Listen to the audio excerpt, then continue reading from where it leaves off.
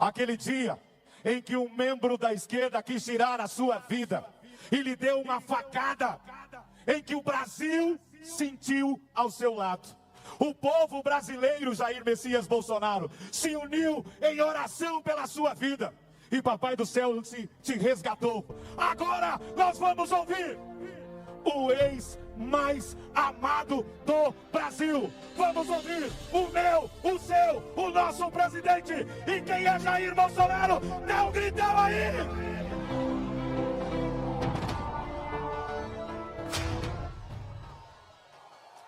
Meu Brasil verde e amarelo, boa tarde. É uma alegria muito grande estar no meio de vocês. Nos enche de energia para lutar por um Brasil melhor para todos. Mas uma coisa muito importante.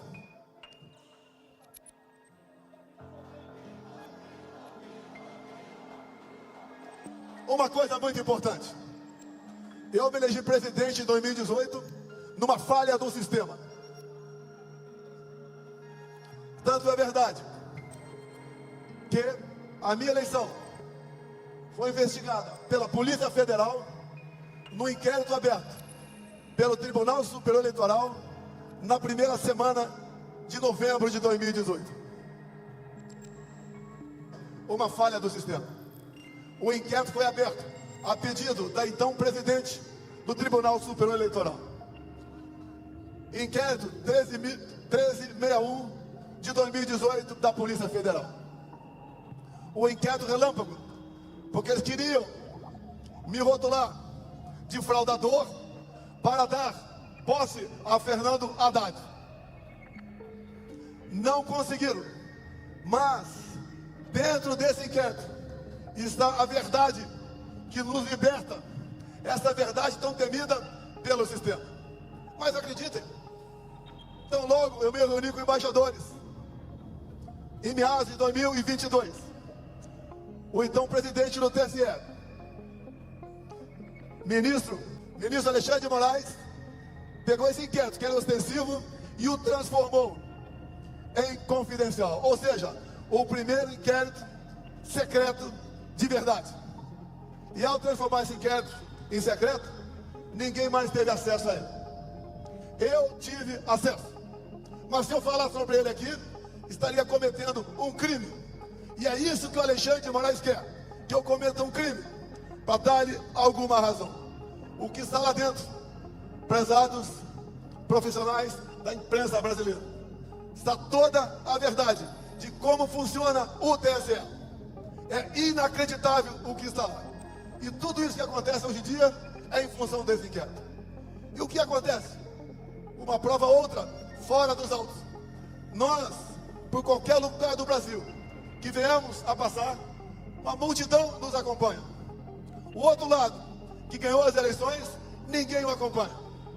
Em qualquer lugar do Brasil que eu vá, do sul ao nordeste, do sudeste ao centro-oeste, ou a região norte, o povo nos trata muito bem. Nós podemos ver um dia um time de futebol ser campeão sem torcida, mas presidente sem povo é a primeira vez que nós estamos assistindo na história do Brasil. Falaram que eu deveria passar a faixa para aquele cara. Eu não passo a faixa para ladrão.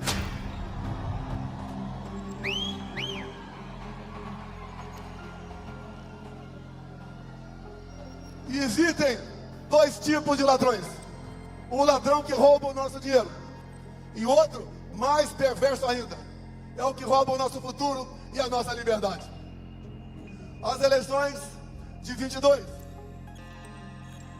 aos poucos vocês vão tomando conhecimento. Ela foi totalmente conduzida de forma parcial pelo presidente do Tribunal Superior Eleitoral, Alexandre de Moraes. Eu não podia fazer nada. Não podia fazer live da minha casa. Não podia mostrar as imagens do 7 de setembro. Não podia associar o Lula a ditadores da América do Sul. Não podia mostrar a imagem dele defendendo roubo de celular para tomar uma cervejinha. E o outro lado, tudo podia fazer. Em especial, me chamar de genocida, por própria decisão do Tribunal Superior Eleitoral. A gente não consegue entender como aquele que, segundo o TSE, perdeu as eleições e arrasta multidões, e o outro que ganhou as eleições e não consegue tomar refrigerante no botequim de qualquer lugar. Se aquela facada que eu tomei no dia 6 de setembro de 2018, por um integrante do PSOL, partido da extrema esquerda, se fosse fatal, Haddad seria presidente da República. E eu teria sido enterrado como mandante da morte de Marielle Franco. Essa verdade eles não querem. E na verdade, quando eles falam e fazem gestões para controlar a mídia, eles não querem censurar desinformação, discurso de ódio ou fake news. Eles querem censurar a verdade. Eles não querem que o nosso povo tome conhecimento da verdade de fato. Em meados de 22, fizeram uma cartinha, a cartinha em defesa da democracia. Intelectuais, conhecidos todos nós, artistas, e Lula da Silva assinou a cartinha em defesa da democracia. Lula da Silva, todo mundo sabe, o seu passado ao lado de ditaduras do mundo todo.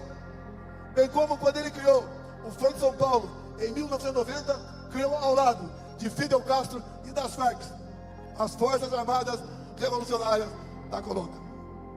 Não se podia esperar outra coisa desse atual chefe de Estado que está aí. Repito, ontem voltei à cena do crime, porque lá em Juiz de Fora, onde levei aquela facada, e eu dei graças a Deus por ele, o nosso pai, me ter dado uma segunda vida e não deixado que a minha filha Laura ficasse órfã com 7 anos de idade. Sobrevivemos, vencemos eleições, montamos um ministério nunca visto na história do Brasil, porque eu não aceitei indicações do parlamento brasileiro, geralmente indicações para sugar o Estado em causa própria.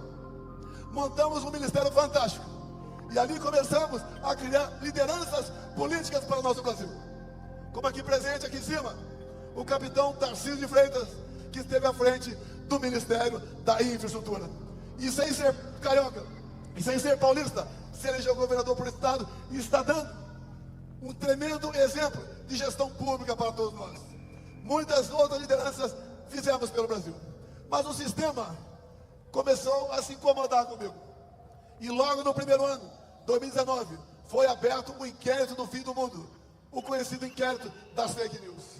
Eu atrapalhava o sistema. Como? Combatendo a corrupção, não da boca para fora. Aqui do lado, o Porto de Santos dava prejuízo de 500 milhões por ano. Conosco passou a dar lucro de 500 milhões por ano. Para onde ia essa grana? 1 bilhão por ano para o bolso de políticos e de gente integrante no sistema. Se um dia vocês souberem quem mandava em Itaipu Nacional, vocês vão cair para trás. Lá era o filé da corrupção, porque na Itaipu Nacional não era permitido a auditagem pelo TCU. Só com o que nós evitamos com fraudes, com corrupção, fizemos obras fantásticas na região ali do oeste de Paraná. Alongamos a pista em 600 metros do aeroporto de Foz do Iguaçu. Começamos e concluímos a segunda ponte com o Paraguai. Começamos a terceira ponte com o Paraguai. E tantas outras obras de infraestrutura para mais de 50 municípios. A gente estava atrapalhando o sistema. Não tinham mais como roubar o nosso Brasil. As estatais passaram a dar lucro, mas eles tinham que armar a minha saída de lá. Se hoje eu sou o ex mais amado do Brasil, esse divórcio não foi feito pelo povo. Foi feito por parte desse sistema que trabalhou 4 anos contra a minha pessoa. Não tinha semana que eu não era fustigado por uma sentença judicial atrapalhando o nosso governo. Nós vencemos tudo isso. Vencemos a pandemia. Vencemos uma guerra lá fora. O Brasil começou a entrar no rumo. E fiz uma coisa que ninguém nunca fez no Brasil. Nós zeramos ou reduzimos a carga tributária de milhares de produtos. Entre eles, os combustíveis. Entre outros, o fim do DPVAT. Entre outros, a diminuição em 30% do IPI de mais de 4 mil produtos. E acreditem, quanto mais nós diminuímos ou zerávamos impostos, mais o Brasil arrecadava. Isso importunava o sistema, porque na verdade eles não estavam roubando mais. Se uniram e começaram com o velho discurso que eu queria dar um golpe de Estado. Golpe de Estado usando, como disse o Malafaia aqui, dispositivos da nossa Constituição. E eles, para evitar que eu tivesse chance de voltar, decretaram a minha inelegibilidade. Inelegibilidade, uma delas, porque me reuni com embaixadores. Eu não me reuni com traficantes no Morro do Alemão, como Lula fez. Esses inquéritos, que dali se derivaram outros em cima de ditas petições, dando amplos poderes. Alexandre de Moraes escolheu seus alvos, como escolheu meu filho Eduardo Bolsonaro. Isso ratificado nos áudios vazados da operação agora conhecida como Lava Toga. Eles tinham que me destruir, porque eles achavam que agindo dessa maneira me fariam, em dado momento, mudar de lado. Eu jamais estaria do lado deles. Preferi o lado mais difícil, o lado do povo brasileiro, porque isso me dá tranquilidade, me dá paz para dormir e me faz orgulhar daquilo que eu fiz no passado. E se vocês hoje estão aqui, é porque vocês corroboram com o que eu estou falando. Passamos momentos difíceis, cada vez mais, com aquela armação do 8 de janeiro. Quis Deus que eu me ausentasse do país no dia 30 de dezembro. Algo ia acontecer.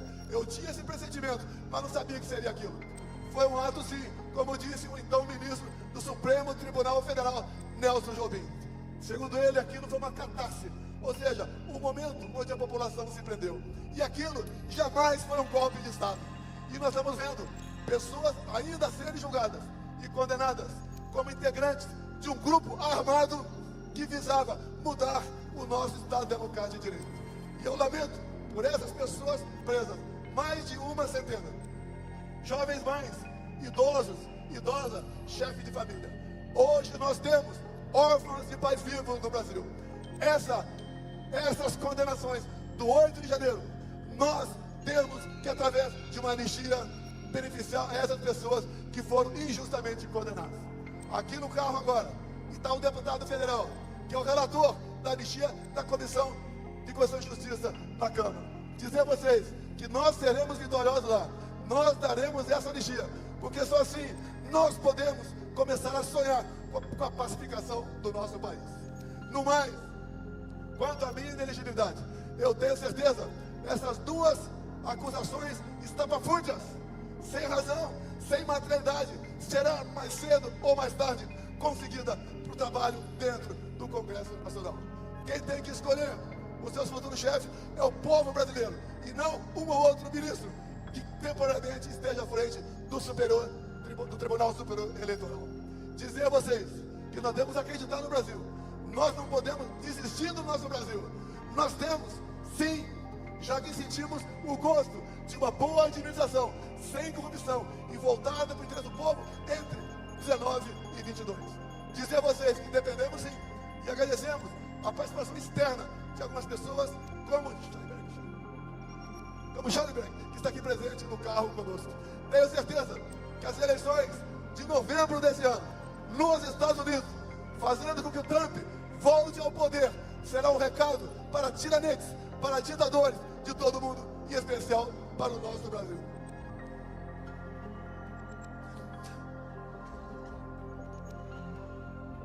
Não existe satisfação melhor do que ser bem recebido por todos vocês. Dizer a vocês que isso faça que nós, políticos de hoje, sejamos diferentes do político de ontem. Até pouco tempo, todos os políticos eram tidos como iguais. Mostramos ao longo dos nossos 4 anos que nós não somos todos iguais. Ao longo do meu mandato, indo para o encerramento, nós voltamos a acreditar no nosso país. Voltamos a conhecer o que é cada poder da República, o que é o poder executivo, o que é o poder legislativo e o que é o Supremo Tribunal Federal. Dizer a vocês que voltamos a vestir o verde e amarelo com orgulho, a cantar o hino nacional com emoção, a dar valor à nossa família, a conhecer realmente quais são as potencialidades do nosso Brasil. Dizer a vocês que, enquanto presidente, tive um relacionamento o melhor possível com as grandes democracias do mundo. Coisa que acontece exatamente o contrário no dia de hoje, onde o atual governo se mistura, se entrega e se alia a ditaduras de todo o mundo. O nosso Brasil é um país fantástico. Ninguém tem o que nós temos. Temos tudo para sermos uma grande nação, mas devemos botar freio através dos dispositivos constitucionais naqueles que saem, que rompem o limite das 4 linhas da nossa Constituição. E eu espero que o Senado Federal bote um freio em Alexandre de Moraes, esse ditador que faz mais mal ao Brasil que o próprio Luiz Inácio Lula da Silva. Acreditemos no Brasil, acreditemos no nosso futuro. E eu agradeço a presença de todos vocês aqui nessa data. Isso nos dá esperança para continuarmos lutando e fazendo com que o Brasil volte à normalidade num rápido espaço de tempo. A todos da Paulista, de São Paulo e do Brasil, meu muito obrigado a todos vocês. Momentos como este são ímpares em nossa vida. Obrigado, Malafaia, Tarcísio, Schallenberg. Obrigado, Nicolas. Obrigado, Gaia, Magno Malta, Eduardo Bolsonaro. Muito obrigado a todos vocês. O Brasil é nosso, o Brasil será livre. Brasil acima de tudo. Brasil acima de tudo.